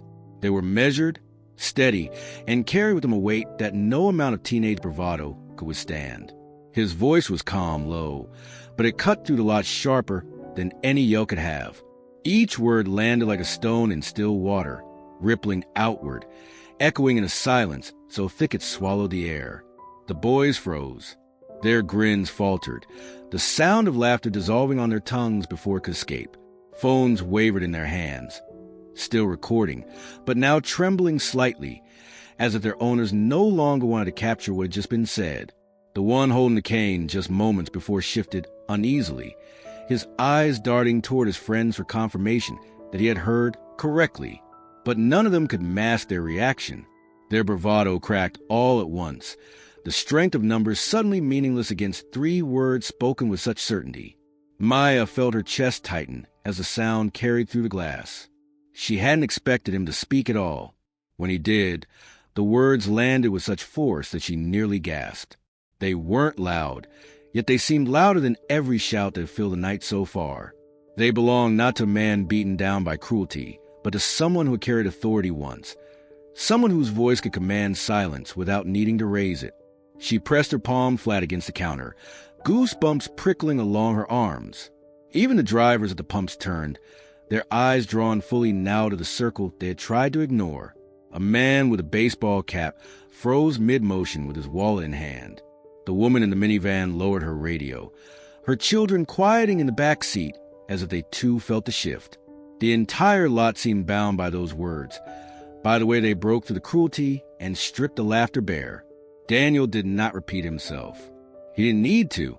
His gaze remained fixed, his hand resting firmly on the cane, his body anchored against the glass wall as though the storm above had lent him its gravity. His silence after speaking was heavier than before, not because it was empty, but because it had been filled with meaning the boys couldn't ignore. The 3 words lingered in the humid air, undeniable, unforgettable. They carried with them the weight of memory, of scars, of history the boys had mocked without understanding. They froze every grin, every taunt, every chuckle, turning the circle of teenagers into statues caught in the sudden realization that they had been standing not before a victim, but before something they had never reckoned with. And in that pause, while thunder rolled closer and the neon hummed above, the lot itself seemed to bow to the truth spoken in those 3 words. The words hung in the humid air, still vibrating in the silence they had carved. They weren't loud, yet they seemed to echo against every surface of the gas station. The glass storefront, the cracked pavement, even the buzzing neon that suddenly felt quieter. For a moment, no one moved. The boys, who just seconds earlier had filled the lot with their jeers, stood frozen as though the sound of their own laughter had been swallowed whole. Their grins faltered, some falling away completely, leaving only wide eyes and the weight of confusion pressing into their chests. Inside the store, Maya gasped before she could stop herself. The sound escaped as a sharp intake of breath, her hand rising instinctively to cover her mouth. She hadn't expected him to speak, not after all that silence. And yet when he did, those 3 words seemed to reach straight through the glass and grip her. She felt the sting of recognition, even before she fully processed their meaning. Her mind scrambled to connect the fragments of rumor she had heard, the vague mentions of his name tied to distant wars, the half-told stories murmured at family gatherings, and suddenly they all came rushing back, sharp and undeniable. Out at the pumps, the boy in the silver sedan pressed his small hands against the glass of the backseat window. His wide eyes glowed in the dim light as he mouthed the words again, whispering them to his father in the driver's seat. At first the man didn't react, his hand still gripping the nozzle, but then he turned, catching the echo in his son's voice. His face shifted, the dismissive mask cracking as recognition flickered across his features. He froze, staring at Daniel, and for the first time that night, shame crept into his eyes for having looked away. The boys around Daniel shifted uneasily. One lowered his phone slightly, the red recording light still blinking, but no longer held high with pride. Another glanced at his friends, searching for confirmation that this wasn't real, that those words hadn't carried the weight they so clearly had. But there was no covering it. Each of them had felt it. Something heavy, something beyond their understanding settling over the lot. Their mocking smirks looked hollow now. Stretched in against the truth, they couldn't laugh away. The tallest boy, the one who had twirled a cane, swallowed hard. His grip tightened on his phone until his knuckles whitened, as though the device itself might shield him from the meaning of what he'd just heard. He tried to grin again, to say something, but the words caught in his throat. He looked at the others for support, but they too were faltering, their bravado draining into silence. Maya pressed closer to the glass, her breath fogging the pain. She could feel her pulse in her throat, could hear the rush of blood in her ears. The weight of those words wasn't just Daniel's. It was theirs now, too. Everyone who heard them was marked by them, forced to reckon with what they had chosen to ignore. Thunder rolled closer, deep and resonant, as if the storm itself had been listening. The sound layered over the silence, sealing it. No one laughed. No one dared to speak. The boys' phones were still raised, but even through their lenses, the scene had shifted. This was no longer a spectacle to mock, no longer entertainment to share later. It had become something heavier, something none of them could control. In the backseat of the sedan, the boy whispered the words again, softer this time, his eyes fixed on Daniel as though he had just seen a hero step out of the shadows. His father didn't shush him. He didn't tell him to look away. Instead, he stared out the windshield, his face pale, his silence broken not by denial but by the dawning knowledge that he had witnessed something he would not forget. The lot was utterly still, every mocking grin erased, every cruel word silenced. The weight of recognition had spread like the storm clouds above, swallowing laughter, leaving only the truth Daniel had carried all along.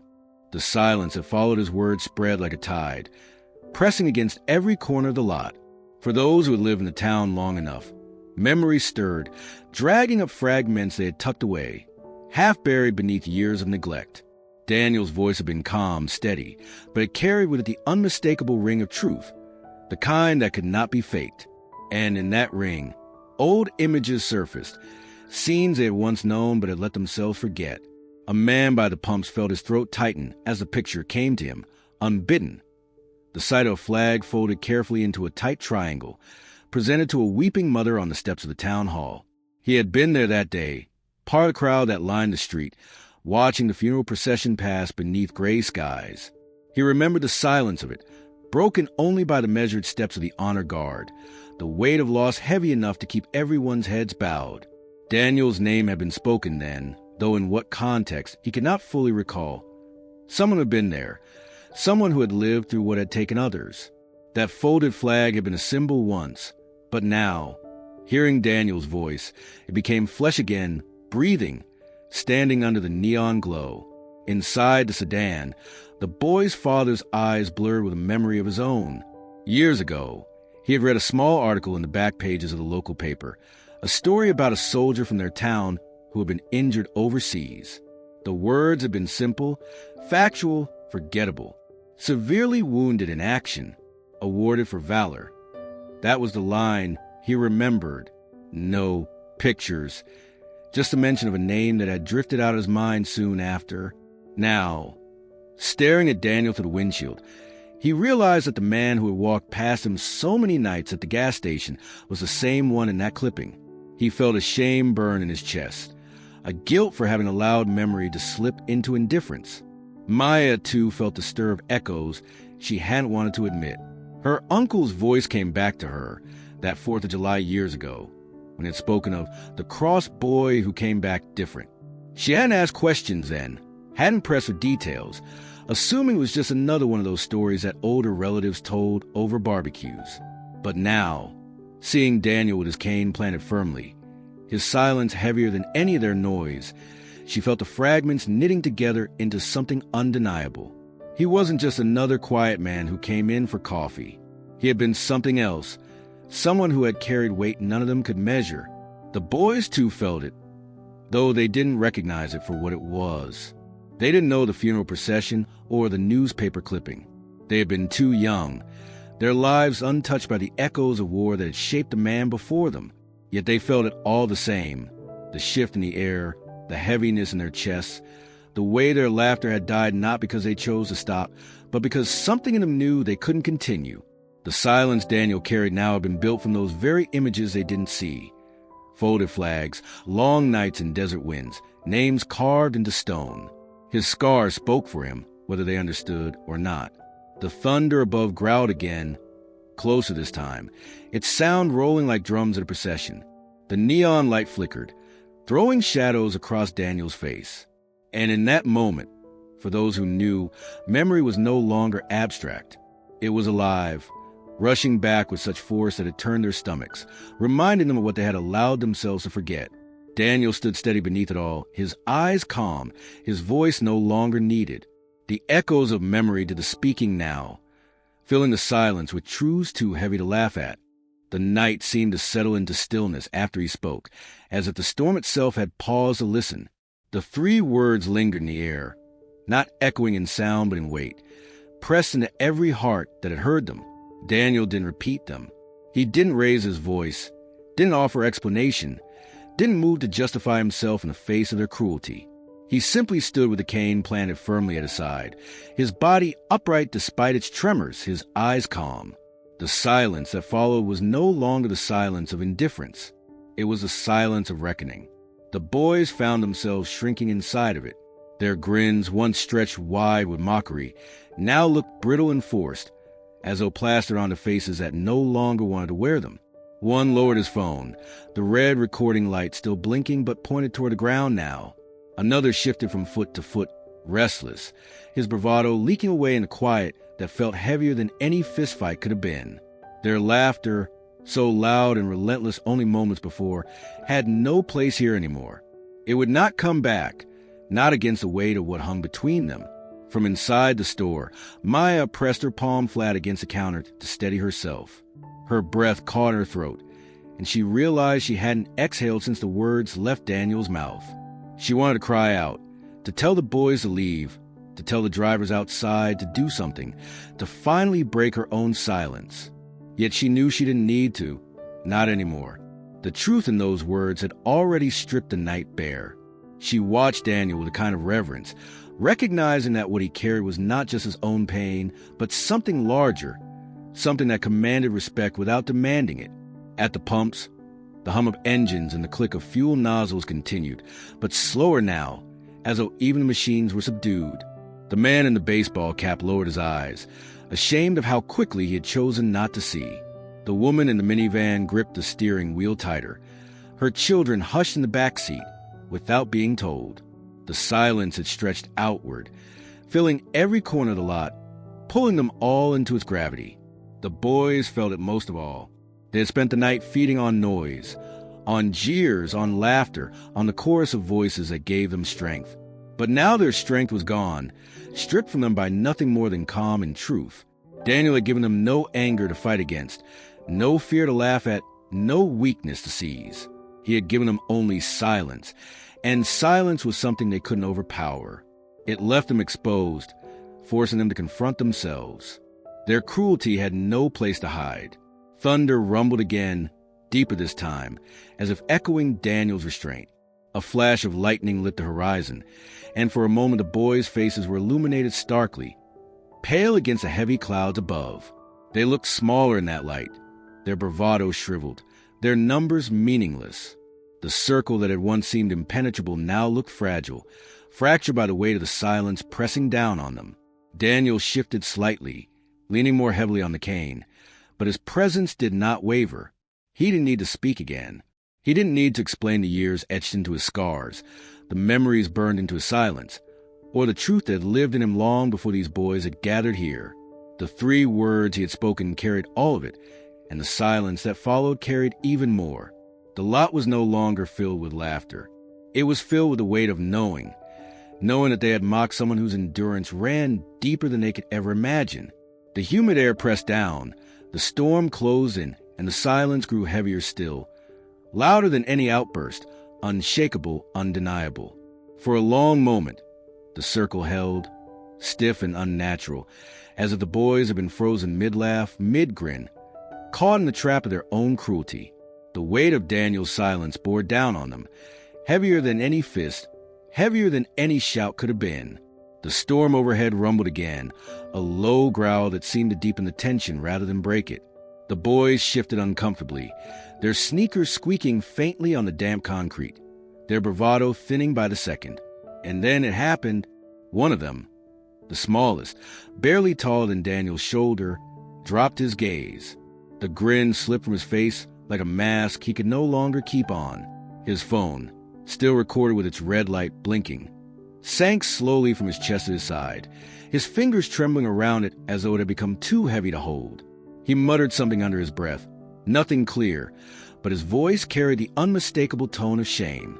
His cheeks flushed red, his posture collapsed inward, and in that simple act the entire rhythm of the group faltered. The others noticed. They always noticed when one of their own cracked. Their power had lived in numbers, in the chorus of jeers, in the safety of belonging to crowd. But now the crowd had thinned, if only by one, and it was enough to shake the illusion. The tall boy who had twirled the cane glanced at him sharply, almost angrily, as if willing him back into place. Yet the younger one didn't raise his eyes again. He kept them fixed on the ground, his sneakers tracing the outline of a crack in the pavement, his phone dangling at his side like confession. Daniel did not move, did not speak. He didn't need to. The boy's reaction had not been forced. It had been drawn out by the quiet truth hanging in the air, by the three words that still reverberated through him. The shame was his own, not given, not demanded. It was recognition, slow and painful, of the cruelty he had chosen to take part in. And once it landed, it could not be shaken. Inside the sedan, the young boy watching from the back seat leaned close to the window, eyes wide as he saw the first shift. He tugged at his father's sleeve again, whispering that the man had spoken, that he had made them stop. His father didn't answer, but his jaw tightened, his gaze fixed on the scene. He too had noticed the boy lowering his phone, and though he said nothing, a flicker of relief crossed his face. Relief that the silence was working, relief that someone, even a teenager caught in the tide of cruelty, had found the courage to step back. Maya pressed her palm harder against the counter. She watched with an intensity that left her chest tight, her breath shallow. She saw how quickly the air shifted once that one boy broke. She saw how silence could ripple outward, unraveling cruelty without a single strike. Her eyes glistened not with tears, but with something sharper, the realization that she was witnessing a moment of change, fragile yet undeniable. The other boys grew restless. Their laughter, forced and strained, cracked under the weight of their friend's retreat. One stuffed his phone into his pocket, trying to disguise the motion as casual. Another kicked at the pavement, muttering something about the storm rolling in. They weren't ready to back away fully, not yet, but the current had shifted, and they could all feel it. Their noise no longer carried the same force. It no longer drowned out the truth. Daniel remained as he was, steady, calm, eyes unwavering. He did not celebrate the boy's shame. He did not offer absolution. He simply stood, the weight of his silence doing what anger never could. And under the buzzing neon, with thunder shaking the horizon, the first crack in the circle widened. One boy had stepped back, and the others were beginning to realize that nothing they said or did could erase the gravity of that moment. The first boy's silence had already unsettled the group, his lowered eyes and dropped phone leaving a gap in the circle that no one rushed to close. Their strength had always depended on every voice joining in, every laugh feeding the next. But now that rhythm faltered, and in its place came an uneasy quiet that spread among them like cracks in glass. The storm overhead rumbled again, a deep vibration rolling across the sky, its timing uncanny, as though nature itself had decided to lean in on Daniel's side. The tall one tried to laugh again, loud and sharp, attempting to pull the others back into formation. He clapped his hands once, barked something mocking, but the sound fell flat. It echoed briefly under the gas station canopy, then withered in the silence Daniel carried. No one followed his lead this time. Instead, the boys exchanged nervous glances, their faces shifting with the uncertainty of children realizing they'd gone too far, but not knowing how to retreat without losing face. It was then that another voice broke through, quieter, thinner, but carrying more weight than any jeer that had come before. "I'm sorry," one of them muttered, the words brittle, almost swallowed by the night. He didn't look at Daniel when he said it. His eyes stayed fixed on the ground, his shoulders hunched as if bracing for ridicule from his own friends. Yet the apology, however fragile, rang clear enough for everyone to hear. The group froze again. The tall boy's grin faltered, his mouth half open as if to sneer, but nothing came out. The others shifted awkwardly, unsure whether to laugh at their friend, to call him weak, or to follow him. Phones lowered slightly, screen still glowing, but now pointed at the ground or tucked halfway into pockets.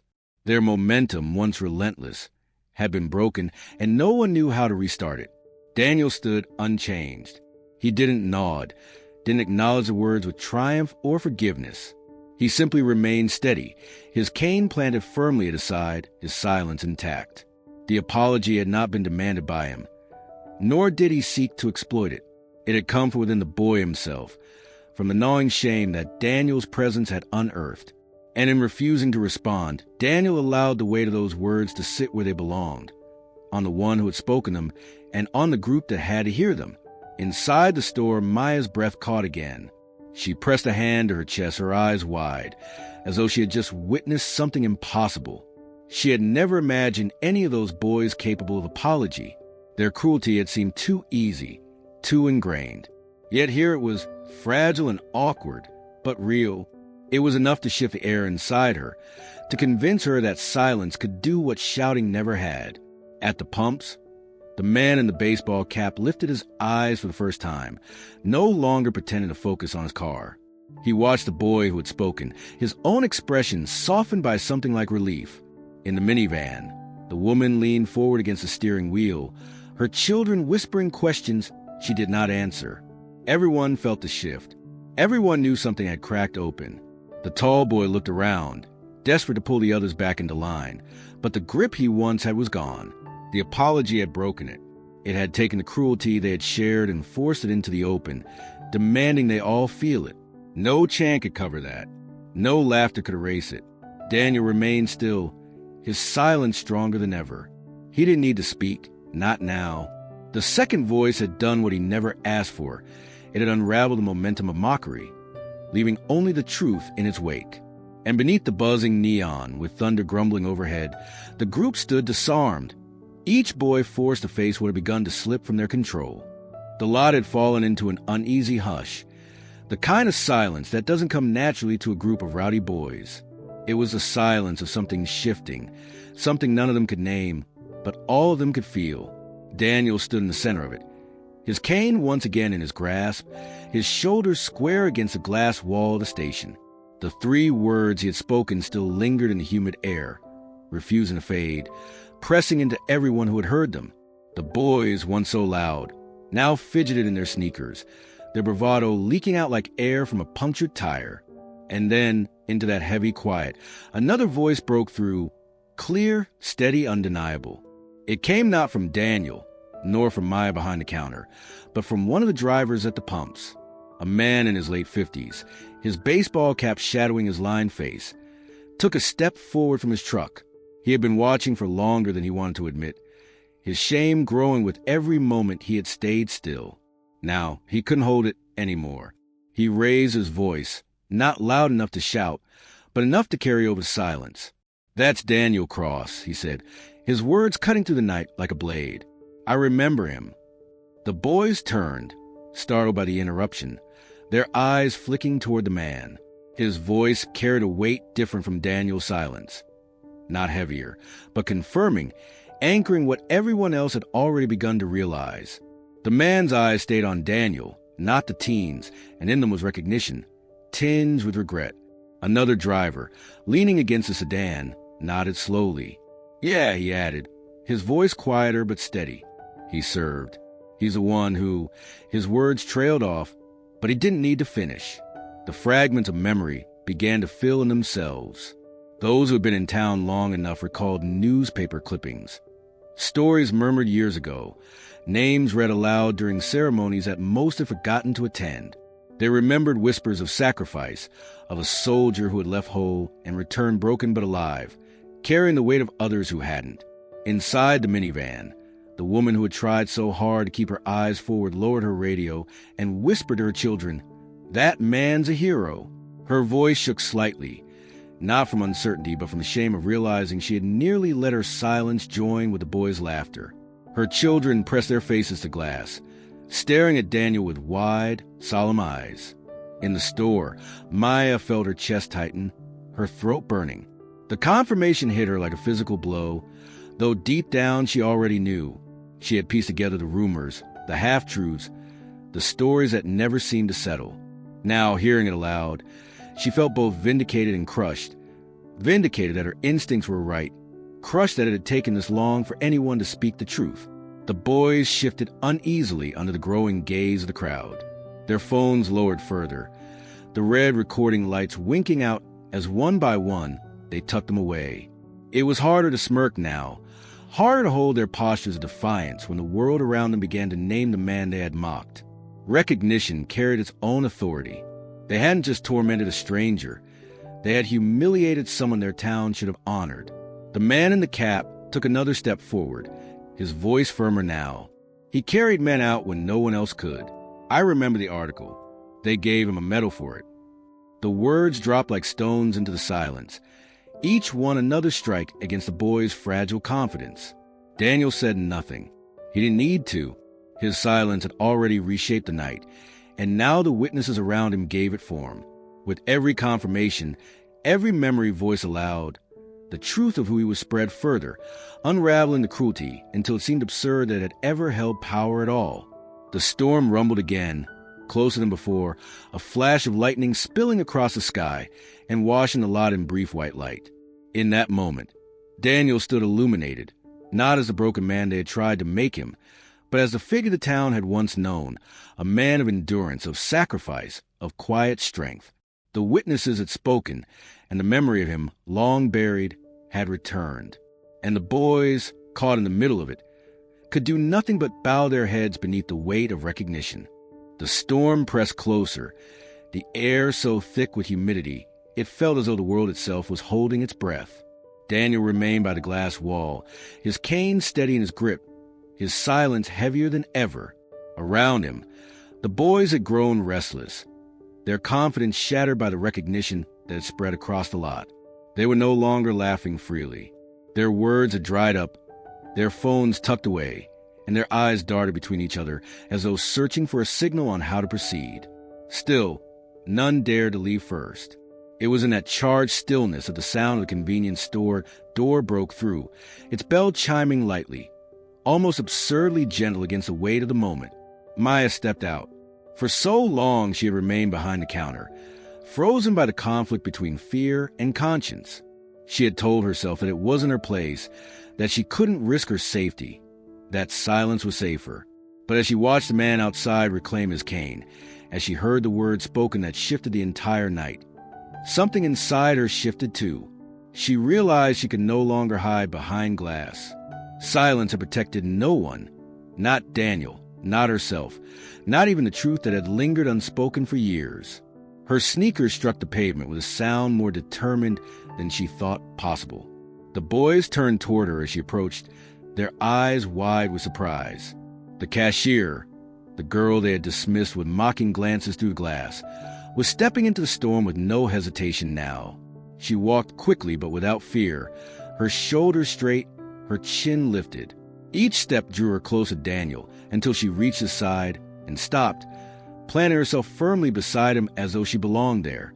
Daniel turned slightly, his eyes meeting hers. He said nothing. He didn't need to, but the faintest nod passed between them, an acknowledgement of her choice. Maya's heart pounded, but her voice, when it came, carried a steadiness she hadn't expected. "Enough," she said, her tone calm but sharp enough to cut through the last remnants of the boys' noise. "This ends here." The words landed with force not because they were loud, but because they were spoken without fear. The boys shifted again, their sneakers scraping faintly as they looked at her, then at Daniel, then back at the growing number of witnesses around the lot. Their power had always lived in the silence of others, in the certainty that no one would step in. But now someone had. The fragile illusion of control began to crumble. Maya kept her eyes on them, refusing to look away. She felt a heat in her chest, not from anger, but from conviction. She wasn't speaking only for Daniel. She was speaking for herself. For every night she had swallowed her voice and convinced herself it didn't matter. Tonight, it did. A boy at the edge of the group muttered something under his breath, but his voice carried no weight now. Another glance at the others, waiting for someone to take the lead, but no one moved.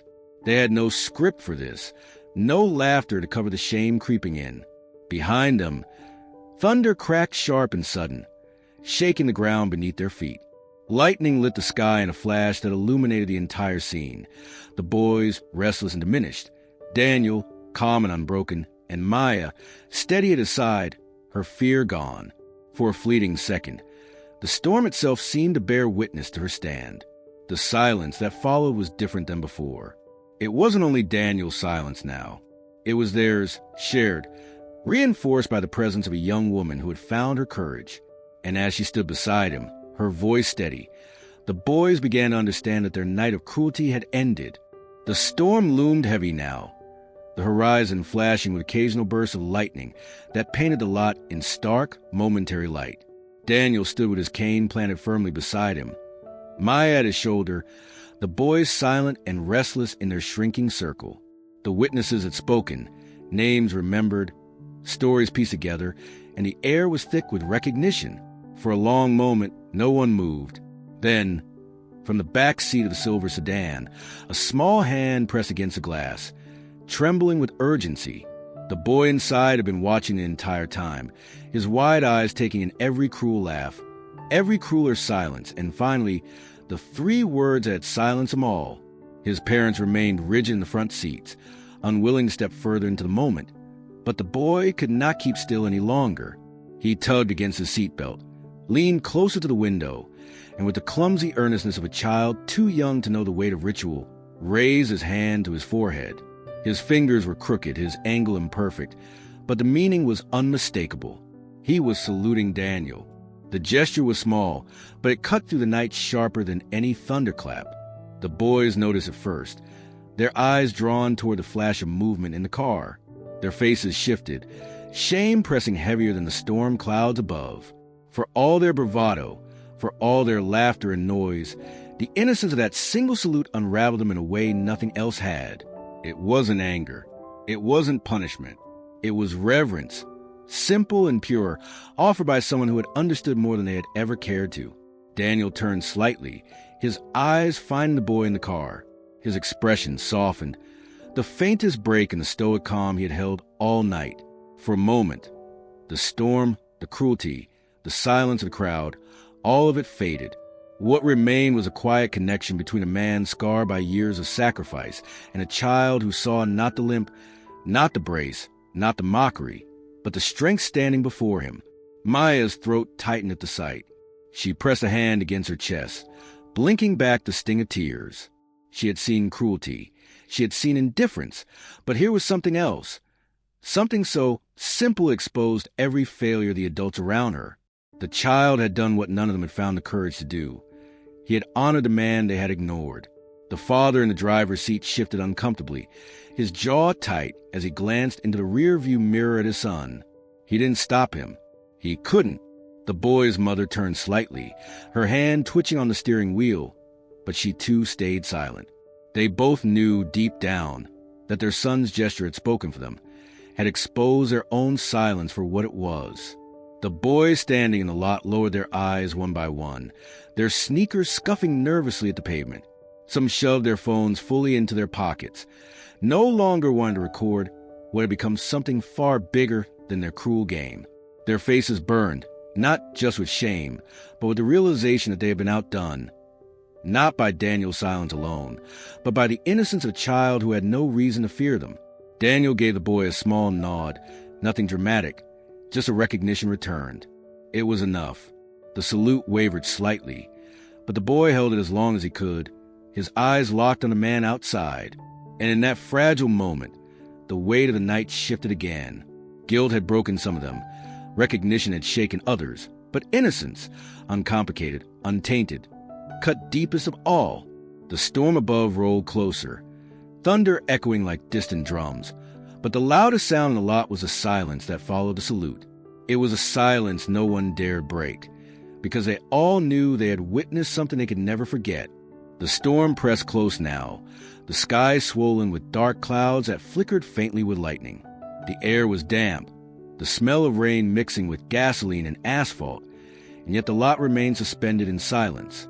The boys, once loud and unrelenting, stood scattered and subdued, their laughter long gone, their phones tucked away, their shoulders heavy with something they could not name. Maya stood firm by the glass wall, her breath steady, her eyes never leaving the man at her side. The drivers at the pumps lingered, their engines idling, unwilling to be the first to move, as if leaving would mean breaking the fragile stillness that had fallen over them all. Daniel adjusted his grip on the cane, though it felt familiar in his hand, worn smooth from years of use, its weight grounding him as much as it supported him. He did not look at the boys. He did not look at the crowd. He did not speak again. The 3 words he had offered were still hanging in the humid night, louder than any follow-up could ever be. To add more would have lessened them. He knew this instinctively. His strength had never been in speeches, but in endurance, in the unshakable calm of someone who had already walked through storms far greater than this. He shifted his weight and began to walk, the cane striking the pavement in its familiar rhythm. Tap, step, tap, step. The sound was steady, deliberate, echoing against the walls of the station and carrying farther than it should have in the hush of the lot. Every ear caught it. Every eye followed him. The silence deepened with each step, not because they feared he might stumble, but because they knew they were watching something far heavier leave them behind. The boys parted without being told, their sneakers scraping faintly as they stepped aside. None tried to block him this time. None tried to mock his gait. They lowered their heads as he passed, their faces pale under the neon glow, their bravado dissolved into silence. For them, the departure was punishment enough, to be ignored, to be left standing in the wreckage of their own cruelty while the man they had ridiculed walked away without anger, without fear, was a truth they would not escape. Maya turned slightly as he moved, her eyes following him, her hands trembling now that the choice had been made. She wanted to call out to him, to say something, anything, but the words caught in her throat. She realized, as everyone else did, that nothing more needed to be said. His silence had spoken, his 3 words had lingered, and his departure would carry them longer than any explanation could. At the pumps, the engines idled. The man in the baseball cap removed his hat, bowing his head slightly as Daniel passed by. The woman in the minivan whispered something to her children, who pressed their faces to the glass to catch one last look. In the silver sedan, the boy who had saluted sat back in his seat, eyes wide, watching as the figure he had honored faded slowly into the dark. The cane struck pavement again and again, the rhythm steady even as the storm rumbled louder overhead. Daniel did not look back. He did not need to. He had left them with silence, with memory, with the weight of words that would not fade. His figure grew smaller beneath the failing neon lights, his shadow stretching long across the cracked concrete before the darkness swallowed it whole. The lot remained frozen in his absence. The boys stood still. The drivers lingered. Maya pressed her hand against the cool glass of the storefront. All of them carried the echo of what had happened, the echo of words that had changed everything. And as the first drops of rain began to fall, tapping softly against the pavement, it was clear that nothing in that small gas station would ever feel the same again.